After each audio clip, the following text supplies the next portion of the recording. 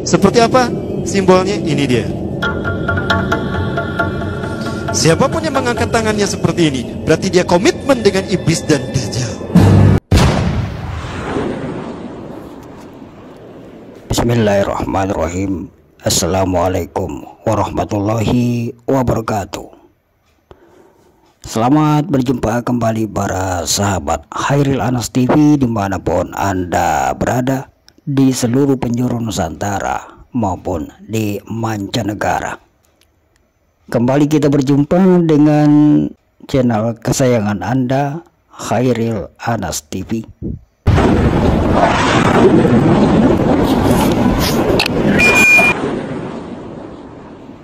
Pada kesempatan edisi kali ini, kita akan kembali berceloteh dengan mengangkat tema rahasia di balik salam metal Putri Imam Besar LDII. Sahabat Khairil Anas TV, salam tiga jari atau dikenal dengan salam metal pertama kali muncul di tahun 1970 di Inggris, namun baru mulai populer di tahun 1980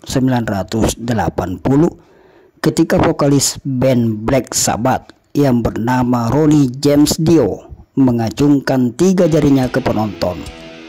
Maka sejak itulah salam tiga jari yang kemudian dikenal dengan salam metal itu menjadi populer di tengah kaum remaja yang gemar dengan musik metal yang identik dengan pakaian khas, aksesoris yang menggambarkan kebebasan dan semangat besar.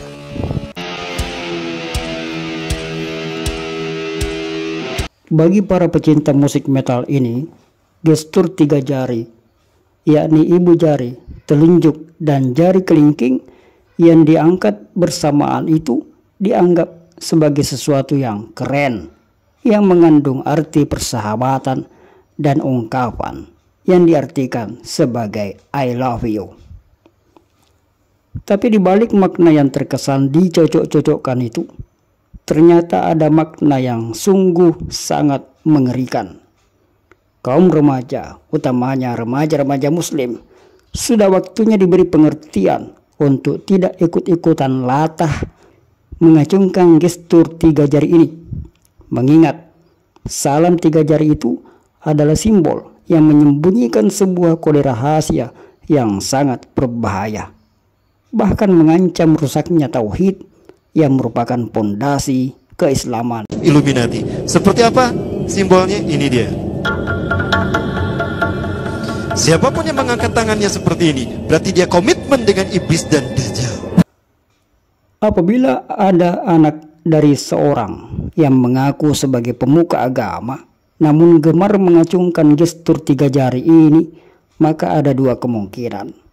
Kemungkinan pertama, karena kebodohan, tidak mengetahui makna dari simbol tersebut dan hanya sekedar asal ikut-ikutan tren, ikut-ikutan bergaya untuk terlihat keren.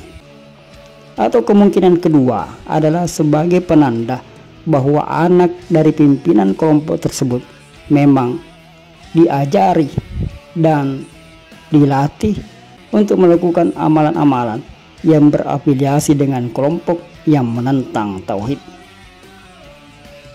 Inilah simbol siapapun yang akan menjadi pengikut iblis dan dajjal. Dan inilah yang dilakukan oleh para pemimpin-pemimpin negara atau pemimpin-pemimpin kota di seluruh dunia. Sampai ke tingkat wali kota, mereka bisa terkenal, mereka bisa menjabat dalam waktu singkat jika mereka komitmen kepada iblis dan dajjal. Dan inilah bagian dari fitnah dajjal. Sahabat Khairil Anas TV, untuk kita ketahui, simbol tangan metal tiga jari sesungguhnya adalah merupakan salam penghormatan kepada Baphomet. Baphomet adalah iblis yang digambarkan memiliki wujud berkepala kambing, bertubuh ifrit yang membawa tongkat iblis. Di tahun 2010 lalu, sejumlah tokoh ulama pernah mengeluarkan larangan kepada remaja muslim untuk menggunakan salam metal tiga jari itu, dengan penjelasan sebagaimana yang kami jelaskan tadi, bahwa gestur tiga jari itu adalah bentuk penghormatan kepada Raja Iblis. Lalu kemudian muncullah gestur dua jari saja, yakni hanya menaikkan dua jari telunjuk dan jari kelingking. Gestur yang baru ini tidak mengacungkan jari jempol. Namun, gestur itu tetap memiliki kemiripan dengan tanduk iblis. Gestur ini bahkan mengandung kekuatan magic yang disebut malosio dan digunakan oleh dukun untuk mencelakai seseorang melalui ilmu santet. Meskipun telah banyak penjelasan mengenai arti dari simbol salam tiga jari dan gestur dua jari itu, namun penggunaan gestur itu masih saja sering kita saksikan berkelebat di mana-mana. Di koran, di layar televisi, di majalah-majalah, di media sosial, di tengah-tengah konser musik, dan di tengah pertandingan olahraga, serta di dalam kehidupan sehari-hari di tengah masyarakat. Dalam simbologi, isyarat jari tangan yang menyerupai tanduk ini disebut dengan istilah El Diablo atau Diaboliku yang artinya iblis bertanduk. Simbol yang sesungguhnya digunakan dalam kalangan pengikut kultus setan ini dijadikan pula oleh band-band musik rock metal sebagai simbol untuk para penggemar dan penikmat musik keras itu. Simbol ini pun menjadi populer sehingga hampir semua orang, mulai dari tokoh pemimpin negara, tokoh politik, dan artis-artis pernah mengacungkan jari membentuk simbol tanduk setan itu. Bahkan saat ini, simbol tiga jari dimasukkan sebagai salah satu bahasa isyarat untuk orang-orang tunarungu dan tunawicara yang diartikan sebagai saya cinta kamu. Pencipta bahasa isyarat ini adalah Helen Keller, seorang wanita penderita tunarungu yang ternyata seorang okultis dan teosofis.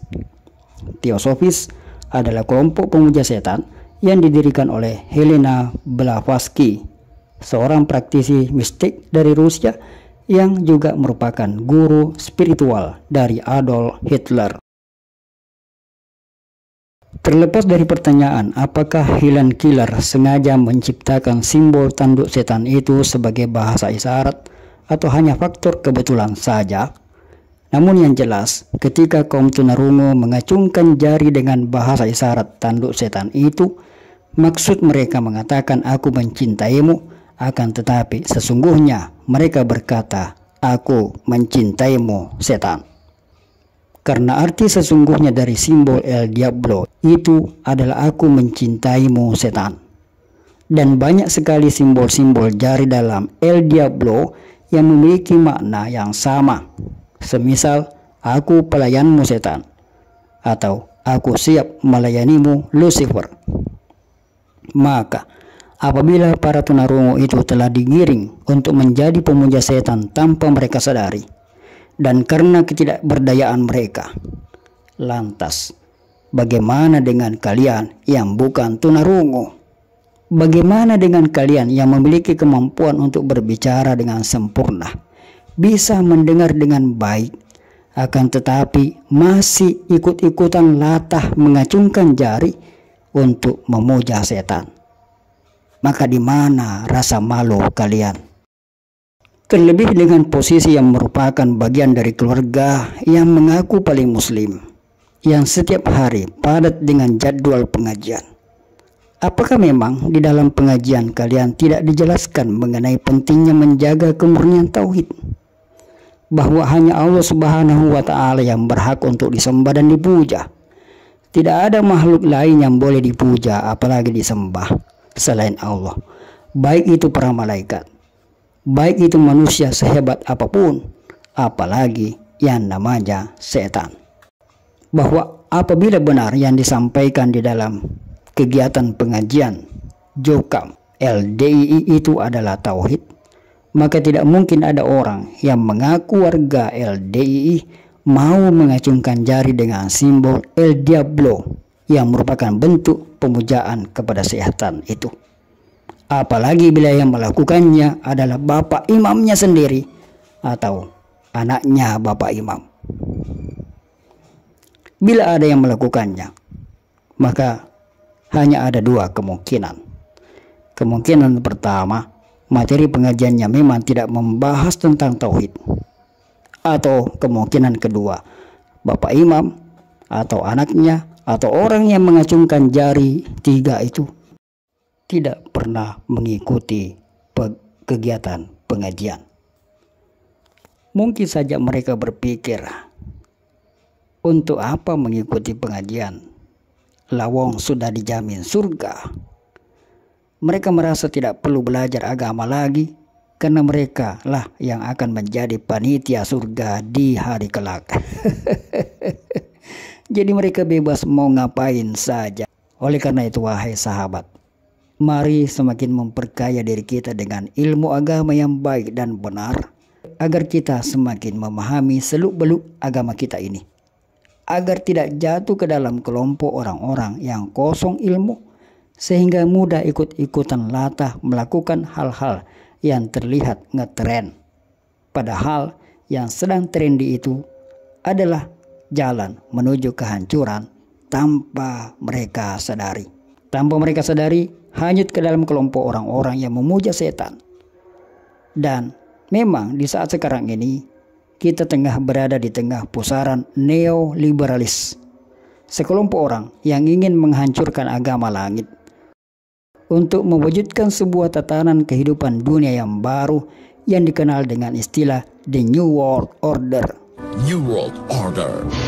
Kata dunia baru, maka negara-negara di dunia adalah pseudo government di dalam kendali iblis dan dajjal yang oleh orang Yahudi digambarkan dengan handshake of Illuminati. Inilah simbol siapapun yang akan menjadi pengikut iblis dan dajjal, dan inilah yang dilakukan oleh para pemimpin-pemimpin negara atau pemimpin-pemimpin kota di seluruh dunia. Kan jika mereka komitmen kepada iblis dan dajjal, dan inilah bagian dari fitnah dajjal. Mereka sedang gencar melakukan upaya mewujudkan ambisi satanik untuk menguasai umat manusia guna dijadikan sebagai pelayan-pelayannya. Kalau kita kembali kepada ajaran agama kita, dinyatakan bahwa kita tengah berada di akhir zaman, detik-detik kemunculan raja fitnah yang dahsyat, yakni Dajjal. Maka yang kita saksikan saat ini adalah persiapan pasukan dan barisan untuk menyambut kedatangannya. Maka pertanyaannya adalah, apakah kita mau ikut ke dalam barisan penyambutan itu? Tentu tidak. Maka perkuat tauhidmu sobat. Jangan ikut-ikutan latah yang akhirnya menjadikanmu terseret masuk ke dalam barisan penyambutan hanya lantaran gaya bahasamu dan gestur tubuhmu menyerupai kaum penyambut dan pemuja satanik itu. Sekian celotehan.